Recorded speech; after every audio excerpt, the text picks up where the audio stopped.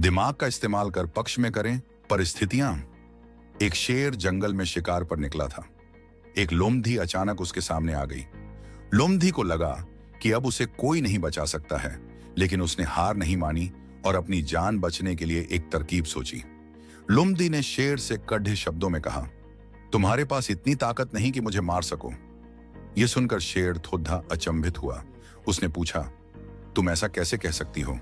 लोमड़ी ने अपनी आवाज और ऊंची करते हुए बोली, मैं तुम्हें सच बता देती हूं।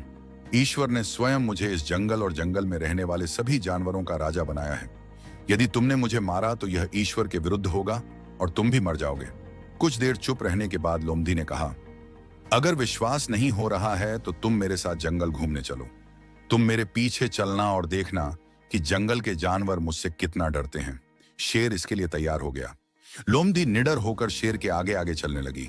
लोमड़ी के पीछे शेर को चलते देखकर जंगल के दूसरे जानवर डरकर भाग गए। कुछ देर जंगल में घूमने के बाद लोमड़ी ने शेर से सवाल किया, क्या तुम्हें मेरी बात पर विश्वास हुआ? कुछ देर चुप रहने के बाद शेर ने कहा, तुम ठीक कहती हो, जंगल की राजा तुम ही है।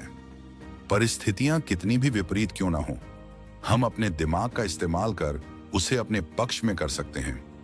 हमारा दिमाग प्रोग्राम के आधार पर काम करने वाला कंप्यूटर नहीं है। दिमाग को आउट ऑन एफ बॉक्स सोचने की क्षमता है। हर समस्या का समाधान तलाशने की ताकत है। यह तभी संभव होगा जब हम विपरीत परिस्थितियों में भी अपना धैर्य बरकरार रखेंगे।